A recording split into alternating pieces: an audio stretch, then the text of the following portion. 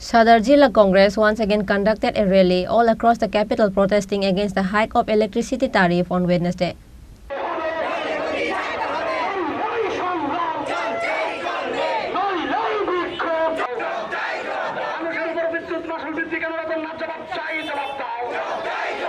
The rally started from Congress Bhavan, going through the different roads of the capital.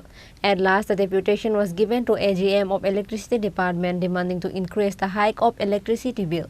The rally was led by state Congress members. Reported by Pranav from Agartala.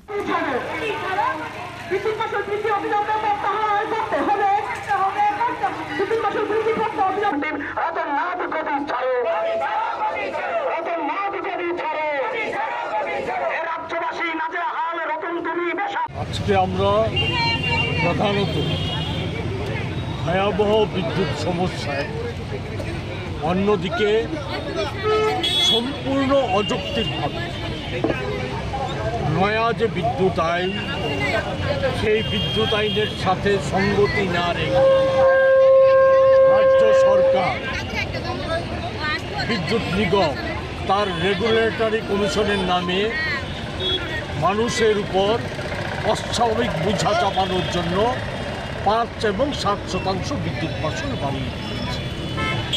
আমরা যেটা বলতে চাই যে এটার কোনো রকম প্রয়োজনীয়তা ছিল না, বিদ্যুৎ মাশুল বাড়ানোর কোনো রকম প্রয়োজনীয়তা ছিল।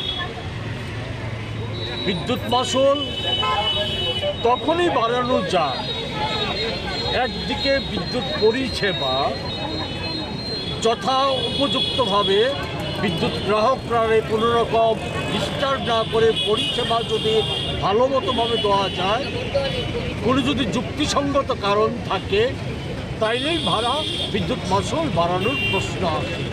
নতুবা নতুন বিদ্যুৎ আইনে বিদ্যুৎ মাশুল বাড়ানোর প্রশ্ন নেই। কিন্তু আমরা দেখলাম আইনের তোয়াক্কা না করে সেখানে এটা করা হয়। এই জায়গায় দাঁড়িয়ে যেটা বলা হয়েছে, চুপি সারে তো মাশুল বাড়িয়েছি, তারপর যেটা বলেছেন বাক্যবাগীশ আমাদের মাননীয় বিদ্যুৎ মন্ত্রী, তিনি আগে যে দপ্তরে ছিলেন শিক্ষা দপ্তর, তার সর্বনাশ করে এসেছেন। এখন বিদ্যুৎ দপ্তরের 12টা বাজিয়ে দিয়েছেন, তার সাথে সংশ্লিষ্ট কৃষি দপ্তর সহ সমস্ত কয়টা দপ্তরে বলা যায় ভয়ঙ্কর পরিস্থিতি সৃষ্টি করেছেন, মানুষের সাথে যুক্ত মানুষের নাবিক সাথে। ওই বাক্যবাগীশ মন্ত্রী বলেছেন যে কি বলেছে, যে সেখানে নাকি গ্যাসের দাম বাড়াতে বিদ্যুৎ মাশুল বাড়াতে হয়েছে। ভারতবর্ষের আরও অন্যান্য প্রদেশগুলিতে তো গ্যাসের বিদ্যুৎ চলে, এমনিতেই ভারতবর্ষের অন্যান্য প্রদেশগুলিতে বিদ্যুতের মাশুল যা আছে তার চাইতে অতিরিক্ত আমাদের রাজ্যের বিদ্যুৎ মাশুল।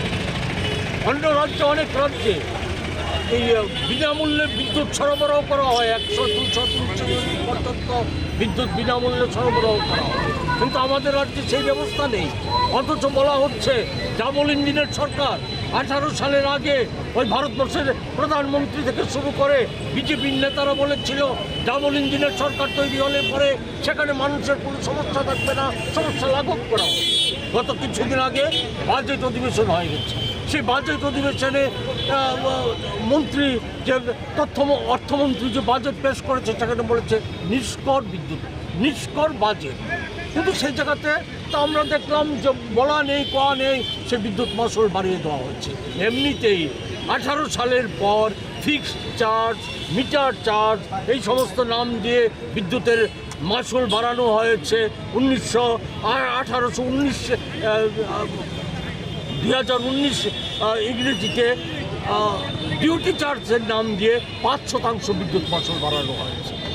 এর ফলে মানুষের এমনিতেই চাহিদাই রব ছুটে যাচ্ছে বিদ্যুৎ, তার উপরন্ত আছে যখন তখন লোডশেডিং হয়ে যাচ্ছে। পাওয়ার কাটের নামে কখন যে পাওয়ার চলে যাবে কেউ যাবে না। নিম্নমানের ট্রান্সফরমার, সামান্য বাতাসে ওই পরিবাহী তার ছিঁড়ে যায়।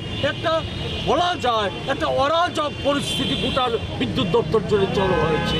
এই জায়গাতে পরিষেবার উন্নত করার পরিবর্তে সেখানে বিদ্যুৎ মাশুল বাড়িয়ে দেওয়া হচ্ছে।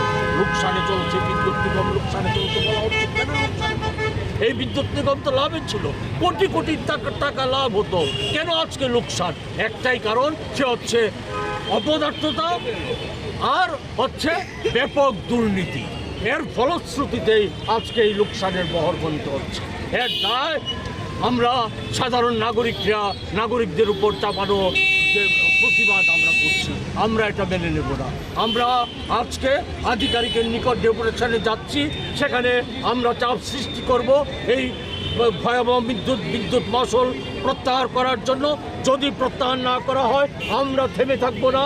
আমরা আরও ত্রিপুরার সমস্ত স্তরের জনগণকে সাথে নিয়ে আমরা আরও বৃহত্তর আন্দোলন গড়ে তুলে বাধ্য করব বিদ্যুৎ নিগমকে, রাজ্য সরকারকে, অপদার্থ মন্ত্রীকে আমরা বাধ্য করব এই যে বর্ধিত কর, সেই বর্ধিত কর প্রত্যাহার করার।